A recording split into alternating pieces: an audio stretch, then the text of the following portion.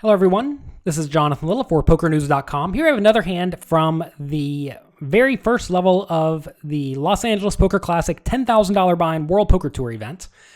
And here we have Erik Seidel, very good player. Everyone knows who he is. He makes it 250 from under the gun, 8-handed. Again, this is not a re-entry tournament, so that's going to lead me to generally being a little bit more aggressive. Here I have to decide with ace-queen if I want to be 3-betting this or calling. And I think both calling and 3-betting are perfectly fine options. If I 3-bet it, it's kind of as a value bet if he calls / bluff if he 4-bets. We can certainly extract value because he'll call our 3-bet with suited connectors and pairs and whatnot, and then often check fold the flop. But you can go either way here. I think calling or 3-betting are both perfectly fine options. Like I said, I tend to be a little bit more aggressive in non-re-entry events because most people do not want to go broke. And I'm not going to say that necessarily applies to people like Erik Seidel, because he's obviously just a great poker player. But at the same time, no one wants to fly to Los Angeles, buy into a tournament, and then play for all the money in the first level. It's just not what people are trying to do. So here I make it 700, so 250, 700 seems normal. Andy Frankenberger, who likes to splash around a bit, cold calls from the big blind. Now I don't know what he's cold calling with. Presumably it's going to be big pairs and good suited high cards, although maybe it's stuff like 8-7 suited and pocket threes. I don't know what he's doing. So he calls. And now Erik Seidel makes it 3,350. Well, at this point, I think our ace-queen is clearly too weak to call, even though we are in position. So that's going to lead me to either 4-bet with it or fold. So I think what I'm going to do here, if I'm going to develop a range, is I'm going to be 4-betting with aces and kings, probably ace-king suited, although maybe I just call that.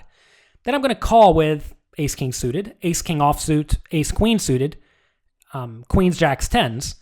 And then if I want to have a 4-bet bluffing range, it should be the hands on the cusp of that range, I think, versus Erik Seidel, because I don't think he's going to be particularly call happy in the spot if I do 4-bet, because he's out of position.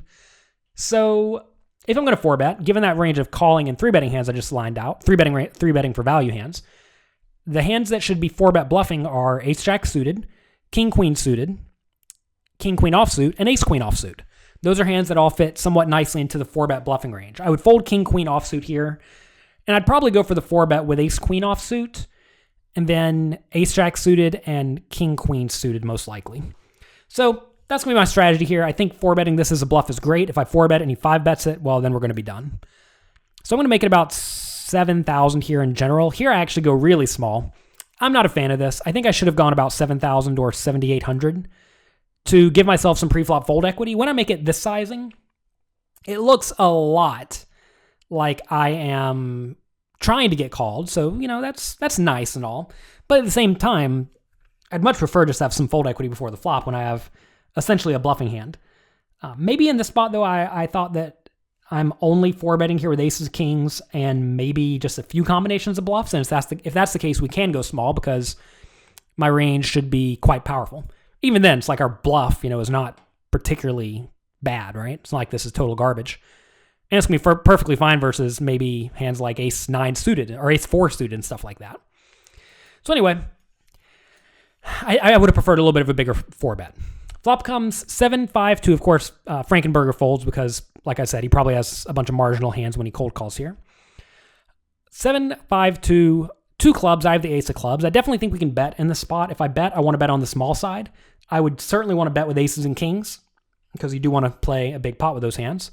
Of course, Erik could just have aces and kings, right? In which case, we're in awful shape. But I think this is a reasonable spot to go for a small bet. Pot's 12,700. Maybe we go 4,000. And that is what I do. I do 4,500 and he calls. I expect him to call a lot here on the flop with basically all over pairs, maybe even ace-king, with the intention of folding a lot of that on the turn. When you bet small on the flop, you can often bet very big on the turn and have a lot of fold equity. So we bet small on the flop, knowing he's going to call a lot, with the idea of now we can go all in on the turn, on at least a lot of turns. And I probably would be going all in a little bit too often here because, like I said, I'm going to have aces and kings very clearly in my range that I can bet for value. This is a very nice spot to go for a shove, especially when we get this nut turn card. We get the 3 of clubs. So now we have a gut shot straight draw, the nut flush draw, and 2 overcards.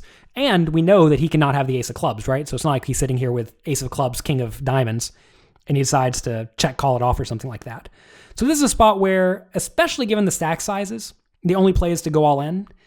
If the stacks were deeper, like say we had 35,000 behind, I would probably consider betting like 8,000 on the turn and then jamming the river.